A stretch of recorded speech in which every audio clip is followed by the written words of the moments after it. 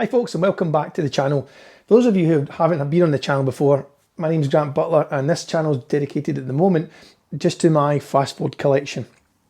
Although I've already done two videos on my Series 1 RS Turbo replica and my Escort Cosworth, I probably will be refilming them, as a lot of people would have known that the microphone wasn't working. So today I have decided to splash out a wee bit and buy a proper microphone so people can hear exactly what I'm saying.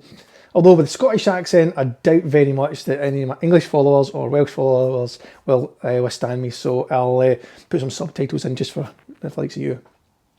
A little bit about myself. I am a fast forward fanatic. I have had lots and lots of cars. I've had over 200 cars in my life. I'm 40 at the moment. But my favourite brand is Ford. I've had just about every fast forward that you'd like to have from my age, from RS Turbos to Sierra Cosworths, Escort Cosworths to the Mark II Focus RSs. We'll obviously go into a little bit more of the collection through the channel as we go on.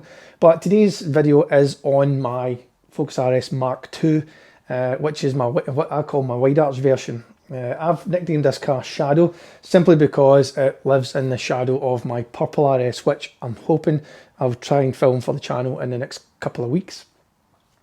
This one here was bought back in 2017. Initially it was just for a daily, something fun to kick about in and not care about it. I spent so much money on the purple Focus that it really wasn't a car that you could take down the shops, leave lying around, or indeed drive around about without worrying about getting the paint all damaged. So the next best thing was to actually buy another RS just to have the fun in, because anyone who knows these cars or actually has one of these cars will tell you that they're brilliant to drive. They're so much fun, but you start spending more money in the engine, they become unreliable and brake too much, and that is not a car you want to have as a daily. They really just become show cars. So this one here is far from modified in engine spec as my purple Focus. It is the standard engine that's in this, but it has got an extreme map on it, AirTech Stage 3 intercooler on it. It's got the AirTech high flow induction kit on it as well, coupled with the K&N Group A filter. It's running an extreme map on it. It's got a Miltech high flow downpipe, a decat pipe and non-resonated system back just to help it breathe that little bit better. The standard injectors are still in this, and the standard RS Turbo are still in this car as well. Now it makes a healthy, and I mean a really healthy, 400 brake horsepower. Now there are lots and lots of cars, especially the Mark IIs, that are above the 400 mark now, 550s and 650s and so on. And I know a lot of the boys, and I'm friendly with a lot of them, have got those high powers, but if you ask anyone that actually tunes these cars, they'll tell you that the sweet spot is anywhere from 420 to the 550-ish kind of mark. They're really more responsive on that, and you've got no major lag on it. I personally, if I'm honest, with having both sets of the cars from 1000 brake to the 400, I prefer to drive this one by a million miles. It's just jump in, press the button, away you go, and you don't really need to worry so much about it. The biggest problem on these cars for it, if anyone has actually got one, will know that the gearbox mounts on the left hand side are terrible for letting go. I mean, terrible. If they let go, they will pop a drive shaft and you are stranded. And this has happened to me a couple of times on this. So to get rid of that, I have actually got a Cytec Racing billet. It's like a spider mount basically on it, just to try and stop that from happening again, because when you're out in track, all the temperatures in there and all the forces, that mount does let go, and it is quite a common fault on it. So that has been done on this. It's coupled up with a full polybush kit on it as well, and that's including a Vibratechnics gearbox mount that sits down lower on for it. It has got the AirTech quick shift kit on it as well, so it's not really heavily in the modifications on the engine spec, but it really does work well. It really does work well, and I know these cars, you know, like the back of my hand. I pretty much know every issue that they get and any modification you actually can get for this.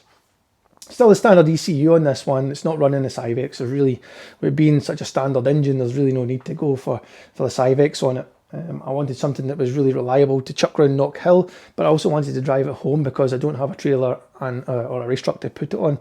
Plus, I still wanted it to be reliable if I wanted to take it out in the streets, no problem, which, to be honest with you, is probably my first choice of car to actually go and do that with. This car is far from standard. I have fitted the WIDEARCH kit to this. That is from Auto Specialist, AirTech if you like, and that is a Club Sport WIDEARCH kit.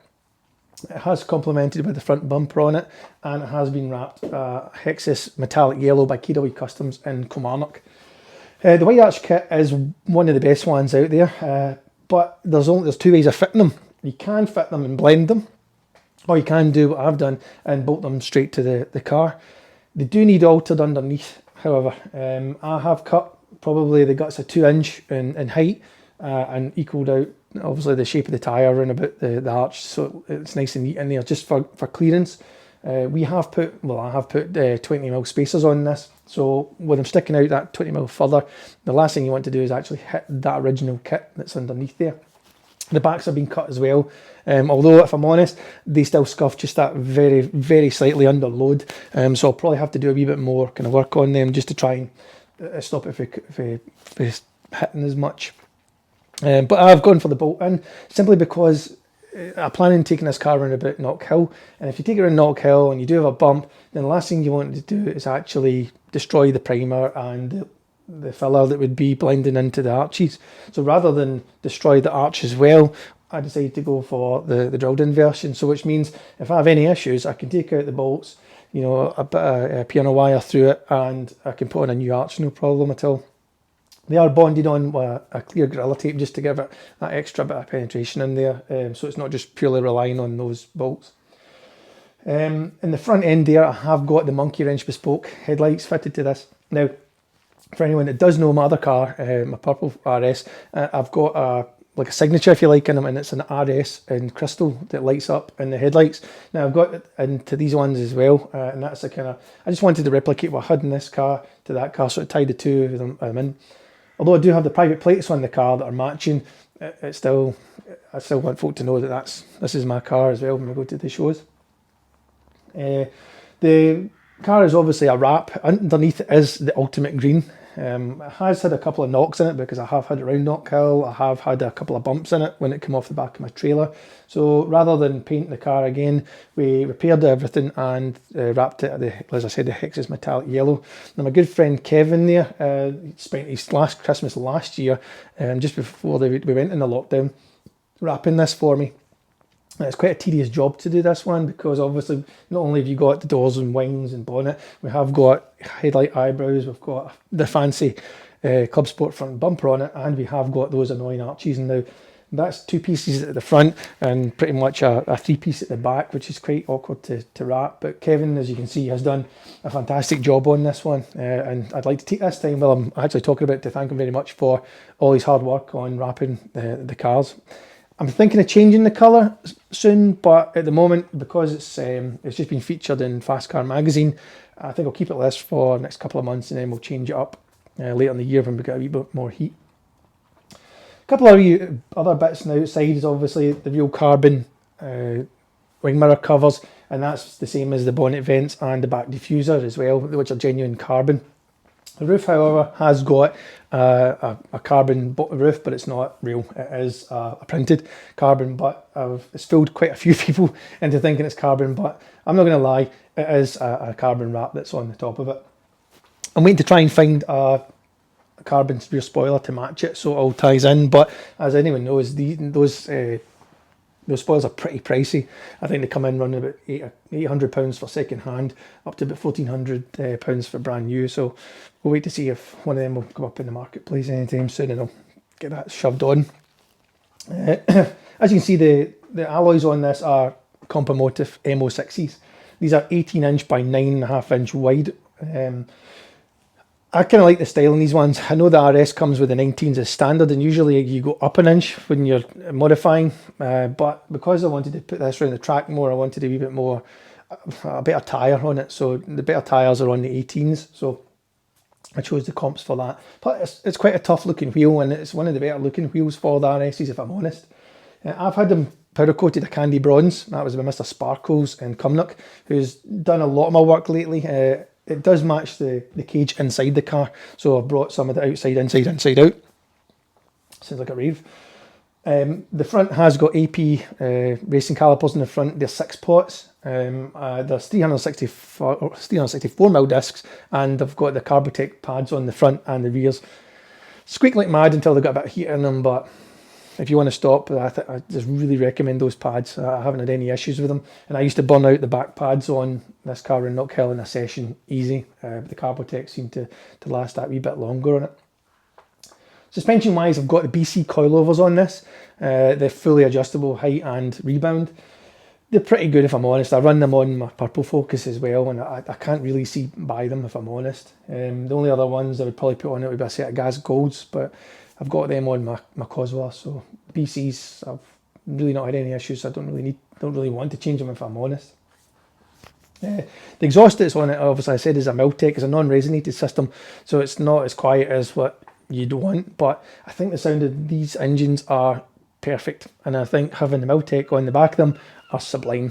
I don't think there's a better sounding engine out there, although I'm quite sure there'll be a few comments coming down below saying they know a car that's a lot better, but for me, this engine, that 5-pot sound is, I could listen to that all day long.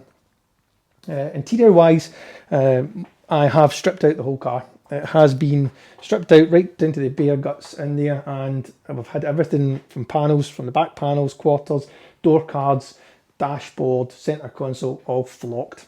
The original RS interior is out. I don't have any back seats in, and I don't have the CS Recaros in the front. I have changed them to a set of Recaro pole positions, and they're coupled up with the TRS yellow harnesses. They're just a 4-point harness, but they'll do just now. There's only ones I can get in yellow that actually match the rest of the car, if I'm honest. I have got a snap-off Momo steering wheel on it as well. I think anyone who has these cars really knows that they need to keep the cars nice and safe and secure. In order to do that, I would always say have a snap-off steering wheel, get rid of your OBD port, and get a good tracker and alarm on the car as well. Especially the Mark IIs, because they just go walkabouts the same as the ST180 Fiestas. The dashboard inside the clocks and where the boost pod has been done in carbon fibre as well, just to try and bring everything in together. Although it looks quite a lot, there's compared to some other cars, it's not as heavily modified as that. This was just a quickly do it up kind of car, and then it kind of took feet, and then before I knew it, I had wide arch, fancy bumpered, crazy car. But I was lucky enough to have the car featured in Fast Car magazine. Just in, I think it was in Christmas 2020, just before all this lockdown kicked off, because I was hoping to get to some shows with this one, and obviously with the whole COVID situation, I think I got to Crail for its first reveal, and that was it. We were on lockdown, and the cars really sat inside the garage and down at the lockup, and that's been about it. I have just recently bought a second set of alloys for this, and that's just a set of rolling bit alloys, if you like. They're 19s, just to give me a wee change up.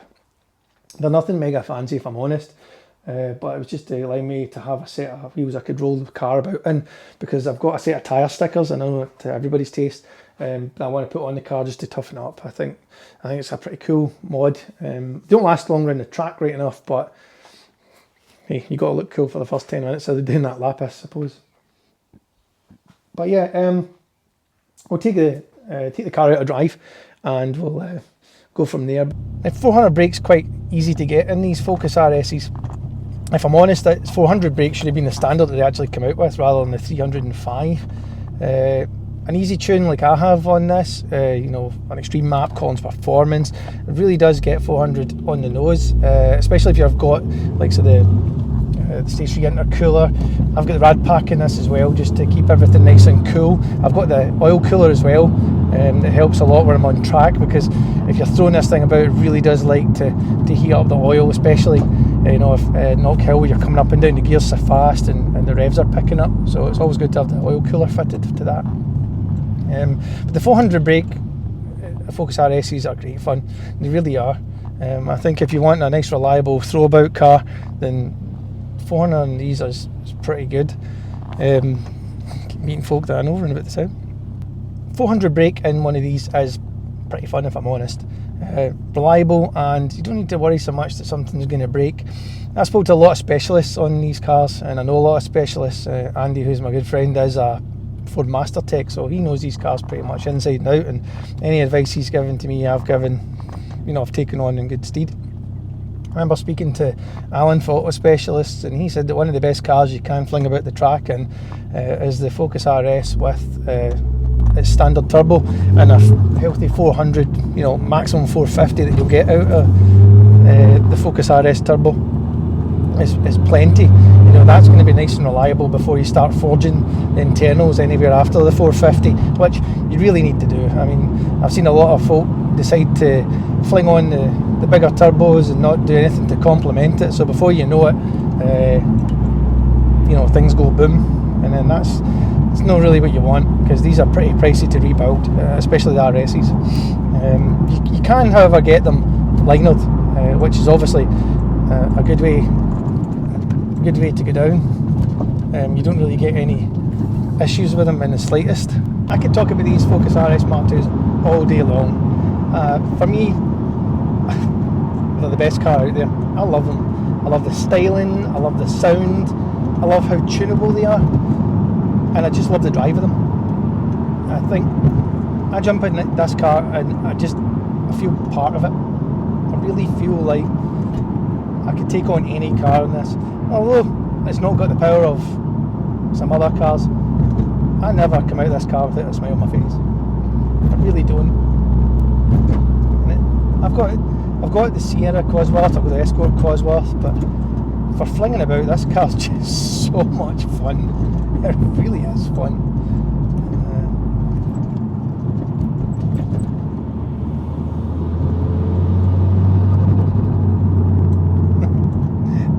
That 5-cylinder sound is just so addictive.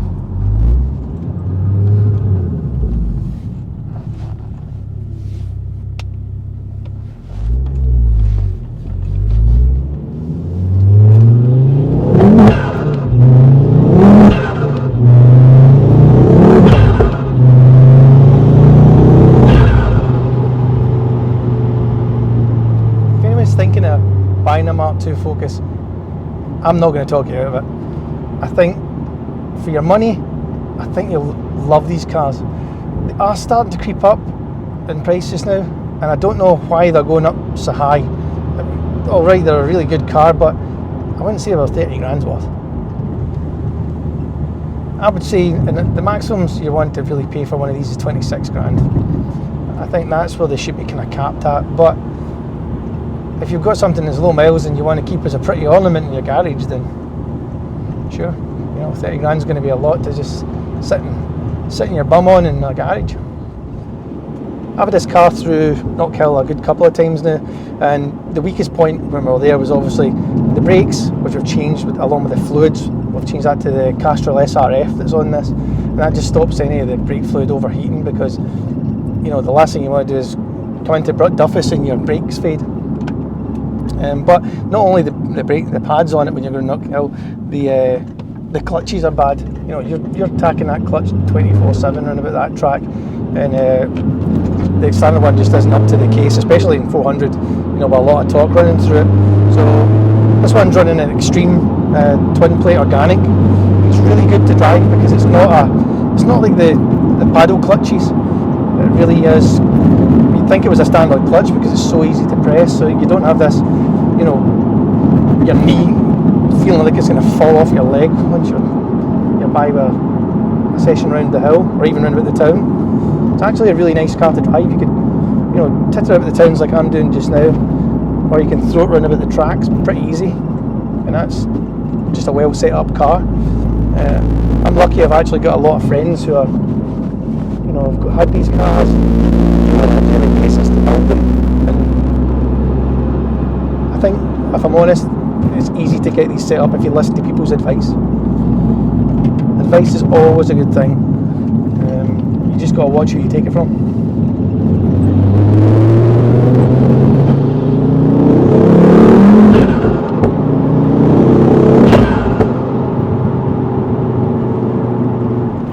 Another video done. I'm by no means Steven Spielberg, so I'm hoping everybody enjoys these videos. If you want to see some more about the cars, then stay tuned. If you can't wait, then jump on to my Instagram at B11TSY. Again, if you've got any comments, you want to know more about the cars, and obviously fire in some comments, and I will get back to you as soon as I can. I'll try and put in as much as I can in the next videos. If you've got any advice, then by all means, I'm open to every criticism and suggestion. I really do appreciate anyone taking the time out to help me out and obviously build the channel for not just for myself, but for everybody who's watching. End of the day, it's all for you guys rather than me. I can stare at these cars all day long. But if there's stuff that you want to see about the cars, then by all means, let me know and I'll film it as much as I can. Until then, hit that subscribe, tell your friends, and take it easy.